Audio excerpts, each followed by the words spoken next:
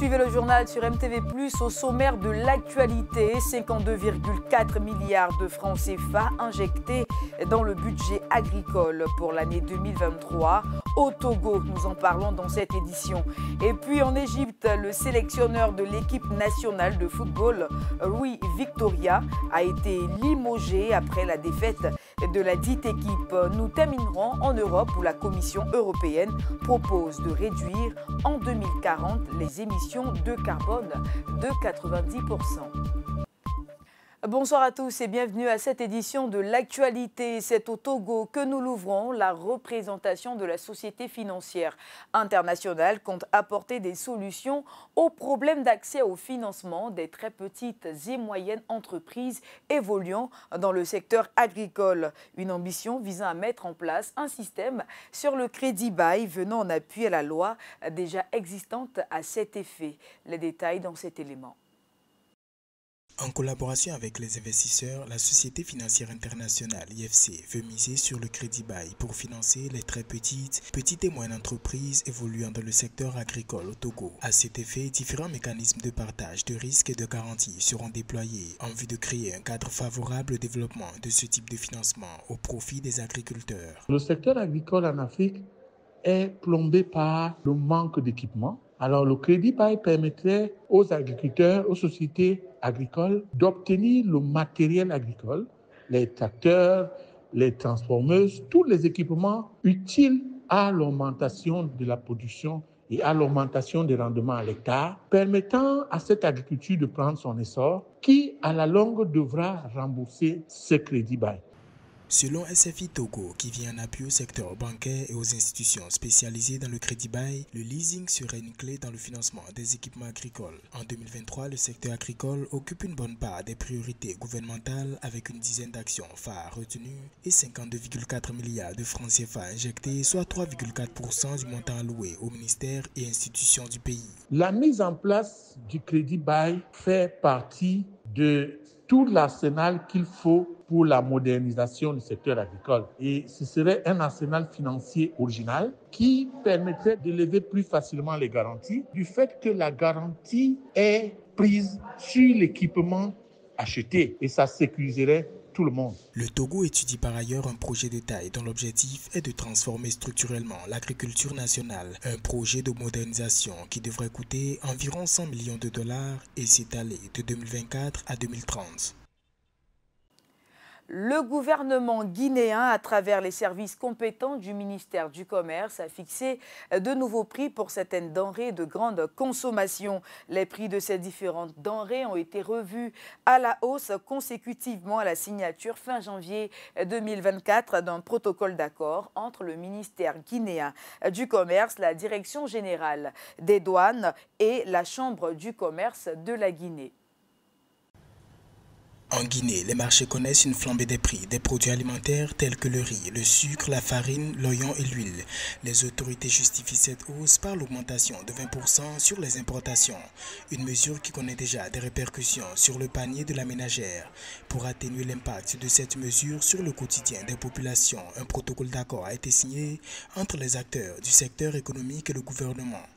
Ce que la Guinée a fait et qui est salutaire, c'est de renoncer à ses droits pour alléger le panier de la ménagère. Et c'est ce que le gouvernement a fait et c'est ce qui est salutaire pour le gouvernement. Voilà pourquoi le prix a augmenté de quelque chose de 40 000 francs par sac dans la zone de Conakry. C'est vrai que si vous nous demandez, nous, acteurs de défense des consommateurs, on vous dirait, écoutez, diminuez le maximum possible. Mais devant, effectivement, le fait que nous sommes soumis aux aléas des importations, nous sommes malheureusement obligés de gérer effectivement cet impondérable.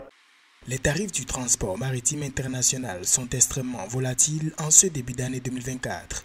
Le prix moyen au niveau mondial pour l'expédition d'un conteneur de 40 pieds s'élève à 2670 $. Pour le riz, par ailleurs, cette hausse est due à l'introduction par l'Inde d'une taxe à l'exportation de 20%. La répercussion sur le marché guinéen varie de 15 à 20% en fonction des produits et des zones d'achat. Une situation impactante pour les Guinéens qui se plaignent de la conjoncture économique de plus en plus difficile depuis l'incendie du dépôt d'hydrocarbures de Conakry. Le ménage moyen à Conakry consacre 70% de son revenu à la nourriture. Si le prix de la nourriture augmente, il va être directement impacté. On risque de rentrer dans une dynamique inflationniste si jamais, par exemple, la production locale n'est pas encouragée à se substituer à cette demande de produits importés. Selon le protocole signé fin janvier 2024, le gouvernement guinéen garantit l'approvisionnement du marché en denrées de première nécessité pour toute l'année. Il assure aussi la transaction commerciale sur le plan national en vue également de stabiliser les prix. Nous le disions au titre, la Fédération égyptienne de football a limogé le sélectionneur de l'équipe nationale, Rui Vitória, en raison de la mauvaise performance à la Coupe d'Afrique des Nations. L'équipe égyptienne septuple championne d'Afrique a été éliminée en 8e de finale par la République démocratique du Congo. La Fédération égyptienne de football EFA a mis un terme au contrat du sélectionneur de l'équipe nationale de football Rui Vitória le 4 février 2024. Dans un communiqué, l'EFA a déclaré que l'entraîneur portugais de 53 ans et l'ensemble de son équipe ont été licenciés à la suite d'une réunion du conseil d'administration. La mauvaise performance de l'équipe égyptienne à la Coupe d'Afrique des Nations qui se tient en Côte d'Ivoire apparaît comme principal motif de la révocation de l'encadrement technique de la sélection nationale.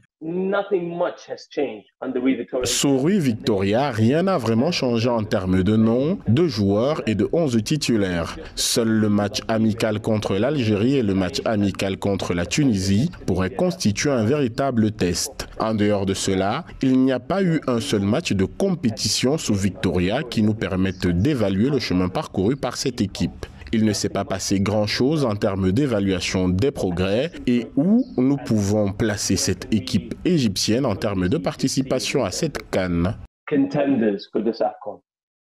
Septuple champion d'Afrique, l'Égypte espérait un 8e trophée continental lors de la 34e édition de la CAN. Le parcours des pharaons égyptiens s'est terminé en 8e de finale, vaincu par la République démocratique du Congo au tir au but, 7 tirs contre 8. Misant sur l'expérience, le coach Rui Vitória a convoqué des joueurs aguerris à ce type de compétition. Une stratégie dont les résultats, notamment une qualification au second tour de la CAN sur 3 matchs nuls consécutifs, n'ont pas apporté satisfaction à l'EFA. Ce qu'on nous a dit lorsque Vitória a signé pour 4 ans en Égypte, c'est que nous aurions vu une équipe jeune. Mais il a appelé El Néné, Al-Ghazi, El Chenaoui et a appelé Salah. Il ne s'agit plus d'un projet à long terme. Je n'ai vu l'Égypte débuter avec aucune recrue issue de l'équipe olympique lors de cette CAN. Cependant, l'équipe olympique a produit des joueurs intéressants pour l'avenir.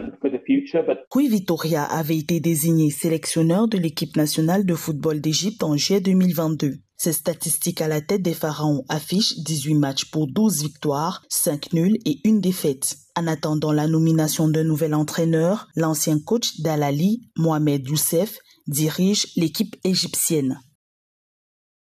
Place à l'évolution sur le continent africain. De jeunes Africains se sont lancés un pari fou, celui de la production de véhicules 100% électriques made in Africa. Le prototype est déjà sur pied. L'entreprise rassemble des fonds nécessaires et le début de la production est prévu pour l'année 2028 avec une capacité de production de 10 000 véhicules 100% électriques par an. Sans complexe, ces deux jeunes affirment que les voitures qu'émettent feront partie des meilleures voitures au monde. Ils sont toujours très occupés à enchaîner des réunions avec des partenaires potentiels partout où ils vont et ils se déplacent beaucoup. On vous présente Rui Mendes da Silva et Nissi Ogoulou, deux jeunes Africains qui se sont lancés un pari fou, celui de produire des voitures électriques sur le continent. Kemet Automotive, c'est la première marque de voitures électriques et connectées, made in Africa.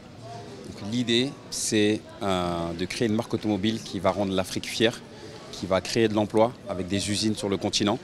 Et l'idée, c'est de développer les véhicules électriques ensuite sur le continent pour participer à la réduction de CO2 dans les grandes capitales et puis devenir une grande entreprise africaine qui va briller dans le monde entier. Made in Africa, car toutes les composantes du véhicule seront fabriquées en Afrique. Et grâce aux Business Angels, le premier prototype est déjà prêt pour le lancement.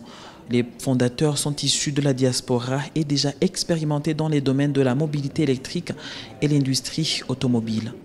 Nous sommes conscients que nous jouons dans la cour des grands maintenant et que nous sommes en train d'essayer de faire quelque chose qui aura un gros impact. Bien sûr que les gens nous remarquent, ils voient comment notre approche est différente, ils voient la qualité de notre travail, ils voient la passion, la motivation, l'esprit et le cœur qu'on y met. Mais au-delà de tout, ils voient des jeunes passionnés par ce qu'ils font et qui ont un plan solide qu'ils veulent révolutionner le continent. Déjà aujourd'hui, il y a plusieurs politiques gouvernementales qui sont là pour inciter la création d'industries. Pourquoi? Parce que l'industrie, c'est le meilleur moyen de développer un pays ou un continent. Donc on est réconforté déjà par ça, parce qu'on se dit qu'il y a des politiques qui peuvent nous soutenir derrière. Et deuxièmement, nous, on a notre idée, on a fait nos études, on sait qu'il y a un marché. La construction de la première usine de Kemet Automotive sera achevée en 2027 et les premières voitures sont prévues pour 2028 avec une capacité de production de 10 000 véhicules par an. En novembre 2023, l'Association africaine des constructeurs automobiles a accueilli Kemet Automotive en tant que membre en phase de démarrage. C'est sur le continent européen que nous refermons ce journal. La Commission européenne recommande de poursuivre l'effort de diminution des gaz à effet de serre pour parvenir à la neutralité carbone au milieu du siècle, soit l'année 2040. La Commission européenne recommande de réduire de 90% les émissions de gaz à effet de serre d'ici 2040. Elle a présenté mardi ses préconisations pour mener l'Union européenne vers la neutralité carbone en 2050. Pour l'institution, il faut fixer le cap maintenant pour permettre aux entreprises et aux citoyens de se projeter vers l'avenir. We will keep on offering to our industry, businesses and financial institutions the thing they always ask for: clarity and predictability for their investments. But it is also absolutely essential. It is absolutely essential that we need to do more to enable them and citizens to get to the destination. And 2040 seems far away, but the sooner we start planning, the sooner we start working towards it, the better equipped we will be to continue and ultimately finish this journey. À travers ces recommandations, la Commission compte rester dans les clous de l'accord de Paris sur le climat et limiter la hausse des températures à 1,5 degré. Toutefois, en pleine mobilisation des agriculteurs, la Commission se garde de fixer un objectif pour le secteur en 2040. Elle n'évoque pas non plus de calendrier pour une sortie des énergies fossiles. We had hoped that there's really clear endpoints for coal, oil and gas use, because that's key for the just transition. If you tell a worker that was working in a coal mine today, oh, maybe the coal will be shut off between 2030 or 2039, but we can't tell you because that's how the emission trading works. That's nothing they understand. They really need the predictability, they need the clarity. La stratégie doit permettre à l'Union de développer des industries vertes, de rester compétitive face aux concurrents chinois et américains et de renforcer son autonomie stratégique. Toutefois, il ne s'agit que d'une recommandation qui n'a aucune valeur législative. Ce sera à la prochaine commission, issue des élections européennes, de transformer cette indication en réalité politique. Ce journal vous a été préparé par l'ensemble de la rédaction. Très heureuse de vous l'avoir présenté. Je vous souhaite une excellente suite de programmes sur MTV+, la télé qui transforme.